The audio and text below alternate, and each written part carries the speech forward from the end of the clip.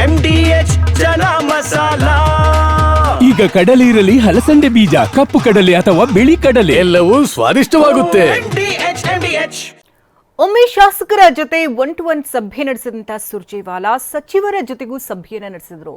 ಆದ್ರೆ ಇದಕ್ಕೆ ರಾಜಣ್ಣ ಆಕ್ಷೇಪವನ್ನ ಎತ್ತಿದ್ರು. ಇದಿಷ್ಟೇ ಅಲ್ಲದೆ ಸುರ್ಜೇವಾಲಾ ಸಭೆಗೆ ಗೈರಾಗಿ ವಿದೇಶ ಪ್ರವಾಸಕ್ಕೆ ಹೋಗಿದ್ದು ಹೊಸ ಕಿಚ್ಚನ್ನ ಹಚ್ಚಿದೆ.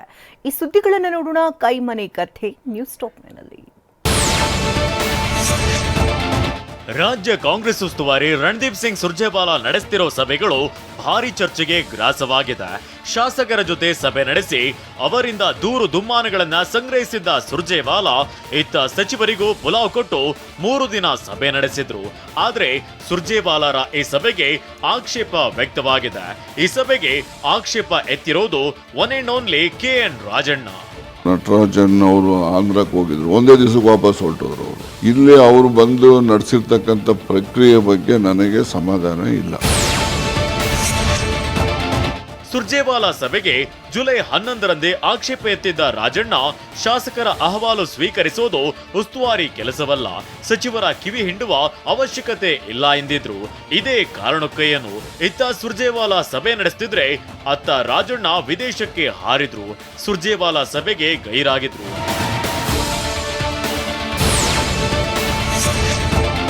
ತಂದೆಯ ರೀತಿಯಲ್ಲೇ MLC ರಾಜೇಂದ್ರ ಕೂಡ ಸುರ್ಜೇವಾಲಾ ಸಭೆಗೆ ಅಸಮಾಧಾನ ವ್ಯಕ್ತಪಡಿಸಿದ್ದಾರೆ. ಸುರ್ಜೇವಾಲಾ ಏನು ಅನುದಾನ ಕೊಡ್ತಾರಾ ಅಂತ ಪ್ರಶ್ನಿಸಿದ್ದಾರೆ. ಹಾಗೆಯೇ ರಾಜಣ್ಣ ವಿದೇಶಿ ಪ್ರವಾಸ ಪೂರ್ವ ನಿಗದಿತ ಅಂತ ಸ್ಪಷ್ಟಪಡಿಸಿದ್ದಾರೆ. ಶಾಸಕರುಗಳು ನಾನು ಬೇರೆ ಭಾಳ ಹಿರಿಯ ಶಾಸಕರು ಮತ್ತು ಮಾತಾಡುವಂಥ ಸಂದರ್ಭದಲ್ಲಿ ಅನುದಾನ ಕೇಳಿದ್ದೀವಿ ಅಂತ ಹೇಳ್ತಾರೆ. ಈಗ ಅನುದಾನ ಸುರ್ಜೇವಾಲಾ ಅವ್ರು ಕೊಡ್ತಾರಾ ಅನ್ನೋದೇ ಈಗ ಎಲ್ಲರಿಗೂ ಇದಿರೋ ಅಂಥದ್ದು. ಆದ್ರೆ ಸುರ್ಜೇವಾಲಾ ಮೀಟಿಂಗ್ ಎಲ್ಲರಿಗೂ ಸಿಟ್ಟು ತರಿಸಿದೆ ಅಂತಿಲ್ಲ.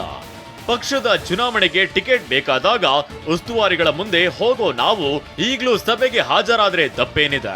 ಕೆಲ ಹಿರಿಯ ಸಚಿವರು ಸುರ್ಜೇವಾಲಾ ಮೀಟಿಂಗ್ ಪರ ಬ್ಯಾಟ್ ಬೀಸಿದ್ದಾರೆ.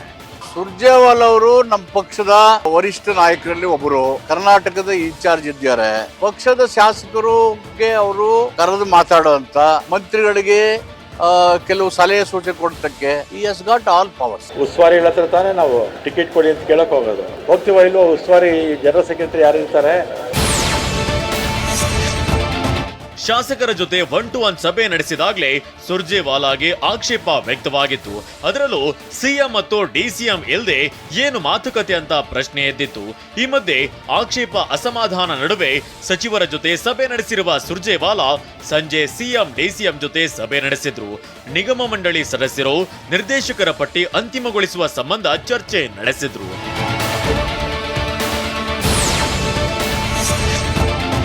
ಸುರ್ಜೇವಾಲಾ ಸಭೆಗೆ ಬಿಜೆಪಿ ನಾಯಕರು ವ್ಯಂಗ್ಯವಾಡಿದ್ದಾರೆ. ರಣದೀಪ್ ಆಡಳಿತ ಜಾರಿಯಾಗಿದೆಯಂತ ಟ್ವೀಟ್ ಮಾಡಿ ಅಶೋಕ್ ಪ್ರಶ್ನಿಸಿದ್ದಾರೆ. ಸುರ್ಜೇವಾಲಾ ಸಭೆ ಉದ್ದೇಶವೇನು ಅಂತ ವಿಜಯೇಂದ್ರ ಪ್ರಶ್ನಿಸಿದ್ರೆ ಹಫ್ತಾ ವಸೂಲಿಗೆ ಸುರ್ಜೇವಾಲಾ ಬಂದಿದ್ದಾರೆ ಅಂತ ರೇಣುಕಾಚಾರ್ಯ ಬಾಂಬ್ ಹಾಕಿದ್ದಾರೆ. ಇದಕ್ಕೆ ಹರಿಪ್ರಸಾದ್ ತಿರುಗೇಟು ಕೊಟ್ಟಿದ್ದಾರೆ. इसका मतलब ये है MLAs के बीच में MLAs को मुख्यमंत्री के ऊपर विश्वास उठ चुका है. ಆಂತರಿಕ ಕಚ್ಚಡೆ ಸರ್ಕಾರ ಪತನ ಆಗುತ್ತೆ ಬರ್ದಿದ್ದಾರೆ. ಸೂರ್ಯಚಂದ್ರ ಎಷ್ಟು ಸತ್ಯನ ಸುರ್ಜೇವಾಲಾ ಯಾತಕ್ಕೆ ಬರ್ತಾರೆ? ಆಪ್ತ ವಸೂಲಿ ಮಾಡಕ್ ಬರ್ತಾರೆ. ಸುರ್ಜೇವಾಲಾ ಬಂದಿರ್ತಕ್ಕಂಥದ್ದು ಸಮಸ್ಯೆಗಳನ್ನ ಅರಿವು ಮಾಡ್ಕೊಳ್ಳಿಕ್ಕೆ ವಿನಃ 2.5 ವರ್ಷ ಬೇಕಾಗಿತ್ತ ನಾವು ಯಾರಿಗಾದ್ರೂ ಮೇಲಾದ್ರೂ ಮಾತಾಡಲಿಕ್ಕೆ?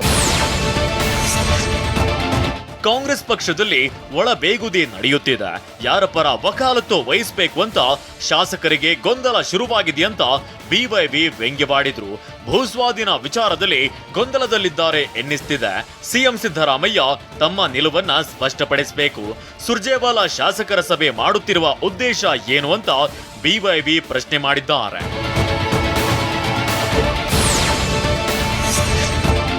ಬಿಜೆಪಿ ಟೀಕೆಗೆ ಜೆಡಿಎಸ್ ಕೂಡ ಕೈಜೋಡಿಸಿದೆ.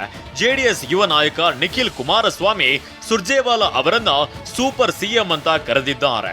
ಇಲ್ಲಿ ಅವರ ಸೂಪರ್ ಸಿಎಂಗಳು ಇಲ್ಲ, ಅಸಾಂವಿಧಾನಿಕ ಹುದ್ದೆಗಳಿಗೆ ಅವಕಾಶ ಇಲ್ಲ ಅಂತ ಮಹದೇವಪ್ಪ ತಿರುಗೇಟನ್ನ ಕೊಟ್ಟಿದ್ದಾರೆ.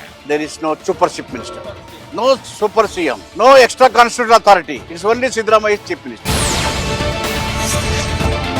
AICC OBC ರಾಷ್ಟ್ರೀಯ ಸಲಹಾ ಮಂಡಳಿ ಸಭೆಯಲ್ಲಿ 3 ನಿರ್ಣಯ ಕೈಗೊಂಡಿರೋದಾಗಿ ಸಿಎಂ ಸಿದ್ದರಾಮಯ್ಯ ಹೇಳಿದ್ದಾರೆ.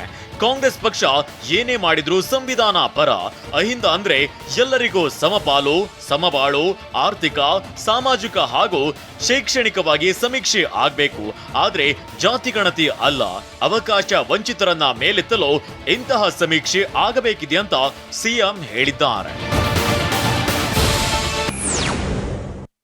ವಾಹ್, ಯಾಕೆ ಈಗ ಬಂತ ಸ್ವಾದ? ಖಂಡಿತ ಈಗ ಬಂತು ಅಸಲಿ ಸ್ವಾದ. MDH chunky chaat masala life ಅಲ್ಲಿ ಅಸಲಿ ಸ್ವಾದ ತರುತ್ತೆ. ಅಸಲಿ ಮಸಾಲ, ಎಸ್ ಎಸ್ MDH.